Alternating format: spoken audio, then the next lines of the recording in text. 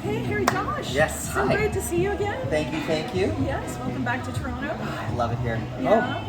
It's home. Oh, Yeah. yeah, born in Etobicoke. Oh, right. Yeah, That's right. 30 minutes away from here. Yes. Approx, yeah. And so, what's the latest and greatest? What have you been up to recently? You know, life has been really amazing. It's been quite a soul-searching year for me. There's been so many amazing things. It's been very retrospective when you've been in the business for 30 years. You start in your teens. You have all these dreams. You go after your dreams. You get them. You're lucky enough to feel like, oh my God, I was able to achieve all these things that I wanted to do. Stay in it for a long time. Anchor yourself into the industry. Become an expert. End up where I am. And now it seriously feels like it's all about service. And it's all about giving my knowledge, my wisdom to anybody out there who is looking for nuggets of wealth when it comes to beauty and feeling good about yourselves. And I have to say, after 30 years of doing supermodels and celebrities and red carpets and music videos, I get more satisfaction in a salon than any other Oscars or Grammys will bring me. And the reason for that, I came to the conclusion, is that when I work with all these clients that are celebrities and models and stuff like that, I'm only there to get their hair done for that day. So, oh, I would need a ponytail for this, I need my hair big, I need it curly, I need whatever for this carpet. There's no real connection in terms of like, I'm building something with this person. You know what I mean? When I have It's like a quick in and out. it's in and out, and they don't hurry. care. And they're going to go to the next hairdresser the next day in a different country and be like, I need this now. Right. So there's real no connection. So I feel like, yes, I'm good at my job and I can deliver a great look for them and feel good. But the real fulfillment comes from real women sitting in my chair who have real questions. And like, I have money. I have 3 kids. I cannot spend X amount of time on my hair every day, but I really want to look good. And I want someone to tell me what I can do, how I can look good, and what are the steps that I need to do to tighten my routine or give me some inspiration to create a routine. That's where I get satisfied, because I know I have changed that person in that 1 hour meeting or 2 hour salon session, however long that is. You have an opportunity to literally play psychiatrist, make them feel good, and inspire that person to do better things. You know, like, stop using that brush, go get that brush. Stop using that cheap blow dryer, use this one. It's going to make a difference. You actually have a chance to influence, true influence, and in a good way that they can then keep. So I have women from 20 years ago, they're like, do you remember when you taught me to blow out my hair when I was like 19 out of college? I still do it. Yeah. You know what I mean? Yeah. So educating clients has become my new passion, because I get such a reward.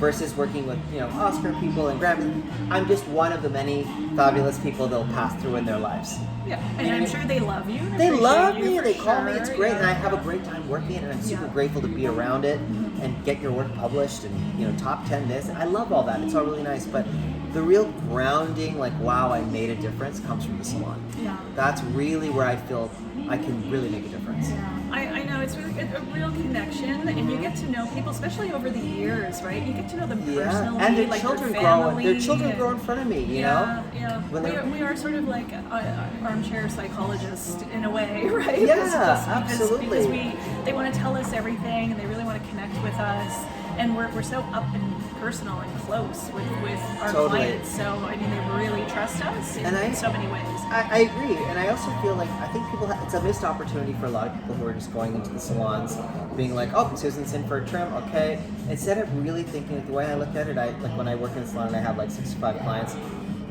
I just look at the schedule, look at who they are. I always remember something from the last conversation. And that's great. I always try to remember something from last conversations to show that I'm generally grateful this person is coming to me and paying my high rates. Yeah. So I want to make sure they're feeling satisfied. Yeah. Or They're even like, if you know they're coming, and then you can maybe make some notes in their file somehow, like remember their kids' names or that kind of thing. absolutely. Like Also, that shows you're still personally connected to them. absolutely, and I do have a very good, strong memory. I don't have to write anything down because I actually genuinely remember. I genuinely remember. I'm like, your daughter got braces when you were here last. They're like, yes, I do. So thank God I have that gift of remembering conversations and what we talked about. Yeah. And also, it's really good when you're not a BSer. Yeah. Because It's all real. if you're consistent, they remember the 6 years, and you're like, if I said to you, don't ever be blonde, and here I am now being like, you need to be blonde. Right. You're like, really? Last year you told me I would never look good blonde. So like there's a part of that I think there's an authenticity that's important, and I think there's also a genuine care. Like I care more than the 1 hour they're here. So how can I empower this person? How can I teach them a trick or two that they did not know that will change their life? How can I inspire them to want to help their children? When it comes to teenage boys and girls are the same. They are obsessed with looking a certain way. And it's up to the parents to teach them how to Like, do don't certain use things. that stuff, Right. it's terrible. But often the parents don't know these tips, so it's good to have it coming from you. Yeah, absolutely. And I also think like children are way more complicated than I think when we were kids. Like we were very happy with very little. And I think that because we see too much social media, like, my nieces and nephews, 16, 15, they look at Oscar things for the prom. I'm like, you live in a suburb with 30 kids. No one is going to know you're. Nicole Kidman today. Yeah, exactly. I'm like, no one's going to look like this. But that's the interest level that's happened. So I think if that's going to be where we're dealing with because of the nature of TikTok, then let's educate them earlier. Let's not let them fry their hair when they're 16 and break off because they didn't know that a box of bleach at home was dangerous. Right, or take too much of your brows off. They'll never come back. Little things like that. So again, empowering, feeling that that's really my happy place. Yeah, I love it because really that is the connection side of our business. I was creeping you on your Instagram, and I love all your posts just about energy and like passing on good positive energy and staying in a very calm space. And when you are like that, you also pass that on to your clients. Correct. And I think, especially now, because there is an underlying anxiety in the world.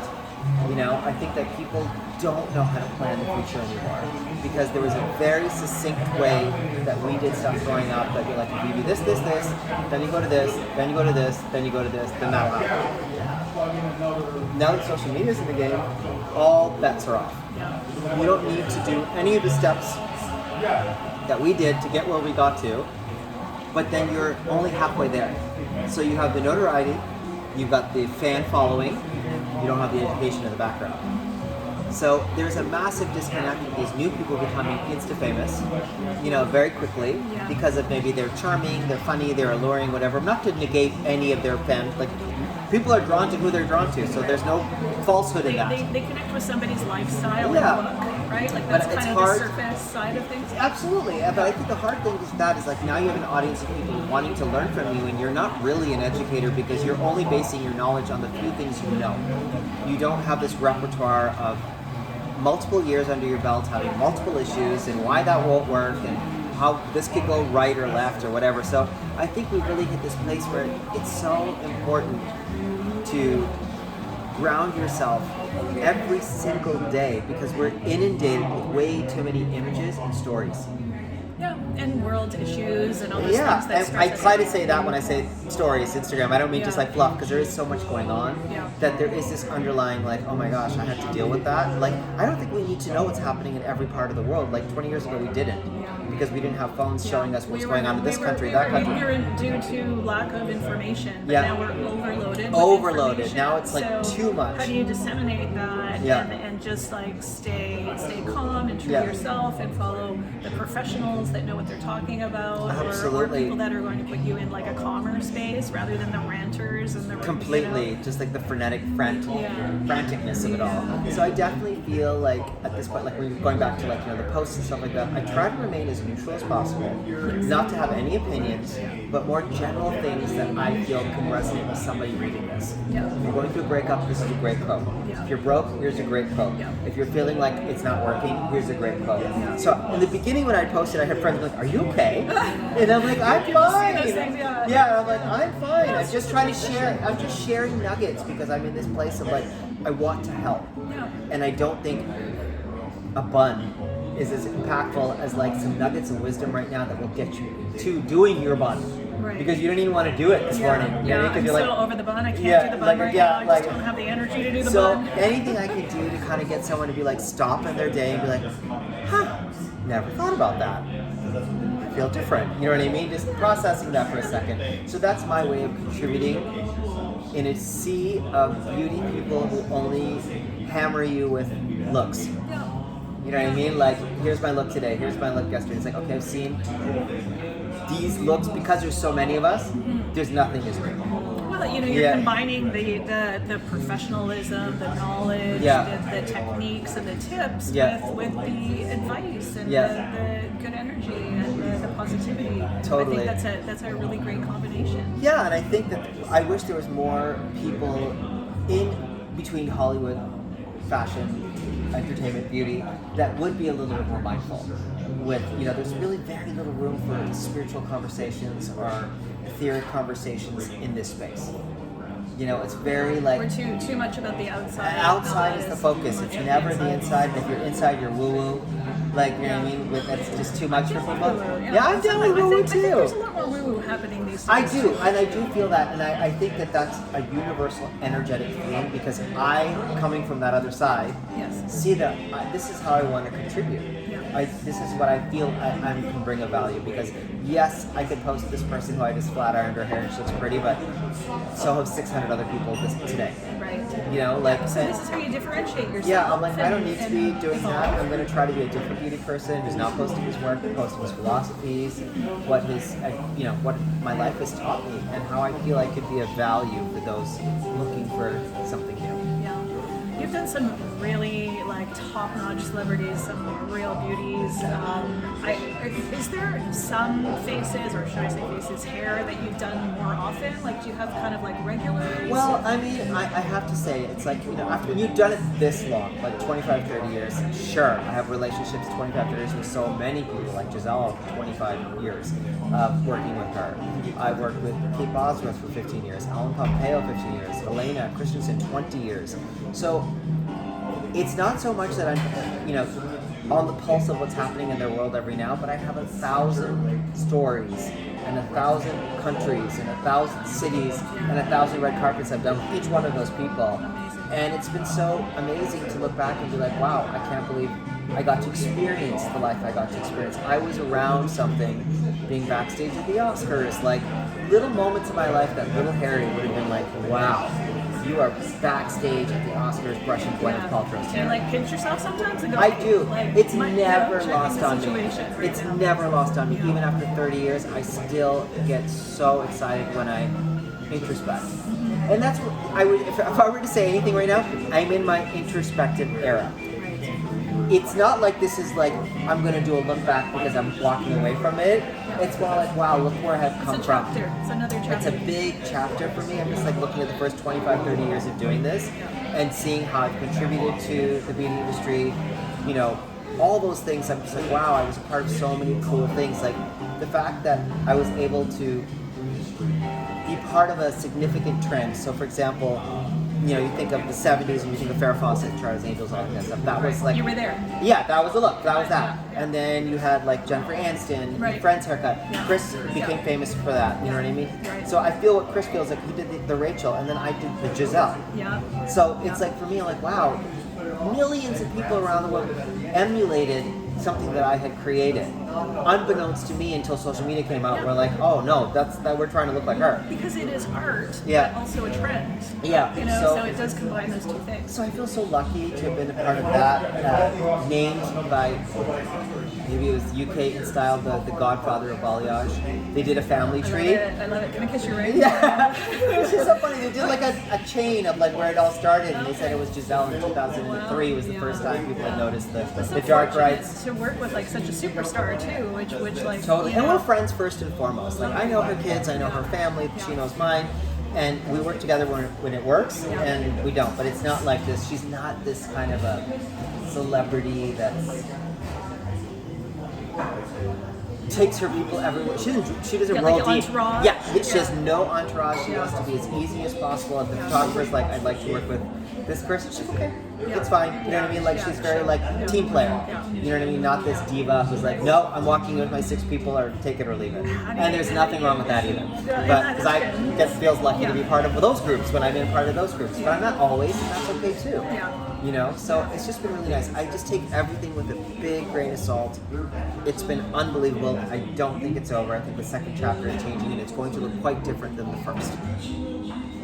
I think that my head and my heart will leave before my hands. You know, like I feel like that is the contribution that is missing in this space of beauty. That's really great. You know, trying to integrate the outside to the inside. Right. You know what I mean? Like making sure the balance is 50-50 and not 90-10, Right. which is how most of us walk around. Yeah. Well, you know, but our industry is yes, it's technical what we do. Yes, it's an art what we do, but it's also a service. So when it comes to that, like, I always say that. interaction with other I'm humans, high-paid staff. That's what I always say. I'm like, they're like, oh, you're so famous, you're on jets. I'm like, I am staff. Yeah. You know what I mean? I'm just fancy staff. Yeah. You know what I mean? But I'm But, you still know, there you to work become- with them. You become really good friends and best friends You do. with somebody that you work with often as Yeah, well. you And spend it's really hours with nice them, to so you do get to and know have that- people. Yeah, you get Yeah. that trust factor. Definitely. And, you know, in the last few years, I've worked with Irina Shayk a lot, and we became really close from all our travels and all our trips and all our net balls. And, Yeah, yeah. you know, so that's been like probably my latest muse, if you will. You know, 35 years, like who I've been working with a lot, that I've done a lot of fun, different things with. Yeah. It would be her. Yeah. You know, because I remember like the first time we'd given her that faux bob for the Globes and Oscars when she worked with Bradley. Everyone was like, oh my gosh, she cut her hair. Yeah, And it was everyone's like, having a freak out. Oh my Yeah. god, it's like that Linda Evangelista moment where yeah, she like buzzed actually it all cut out it, front. yeah, and then realizing it was not, it was just a wig, you know what I mean, but just done so well Yes. that it just looked real. Yeah. So it's definitely been very exciting to think of all these key moments that I've had throughout, you know, splashes, high little bright lights everywhere. But again, it's not what I can look back at it, feel so good about it, and have a little moment, but it's not what carries the light forward. Right. What carries the light forward is my appreciation and gratitude for what I've already experienced. Because I think in retrospect, when I think back, I'm like, holy shit, I was lucky as hell to have so many opportunities unfold for me. But I also have the strong belief that we're co-creators, right? So we are bringing what we want to ourselves. If the line is clear to the universe, That manifestation. yeah, if that line is clear and you have good intention with it, meaning it's not to make yourself better than someone else, it's not to make someone else feel bad. The universe can understand frequency more than words. So I can be saying all these lofty things to you, but if I'm not really resonating with that inside, the energy is like, the universe is like, you're full of shit, you're lying, that's not what you really feel, you feel this, and I'm not going to give that to you. Because it's authentic and true, Yeah. and when it comes out in an authentic and true way, anyone that you communicate with feels it. Yeah. And that's And you the can light energy somebody up. connection. You Yeah. literally can light somebody up. Yeah. And so I use every conversation. I mean, even like today, we're doing a press day, you know, like dozens of journalists throughout the day kind of thing. I have this thing in me that I have such gratitude after 20 years of doing this. Doesn't matter if you're like the housekeeper who now is coming from this restaurant to sit down with me, I'm going to give her the same conversation. Yeah. Because I feel so fortunate to have a voice. Because so many talented people do not. You know what I mean? So I'm just like, wow, what a gift I've been given to be able to promote hair care, to talk about the importance of feeling good, looking good, and then also give them some soul nuggets that will last without the hair. Right. You know what I mean? Like, forget the hair. I'm going to give you like just a nugget in life that you're going to carry on without thinking about beauty. Yeah. Well, that sounds like a well-rounded way to be, and especially your stature and status and experience and knowledge. Like, I really appreciate everything that Thank you're you. saying, and I think that, you know, you're on such a beautiful path, and you're so inspiring to Well, others. hopefully when we talk again, I'll have some more exciting. I do have some exciting things coming up over the next year, but I try to keep it on the DL Okay, well, until the fat lady next sings. Yeah, conversation. exactly. Until the fat lady sings, we'll just keep it under wraps. Well, I really appreciate Thank that. you so much. All right, appreciate your time. Okay. I'm gonna give you a hug.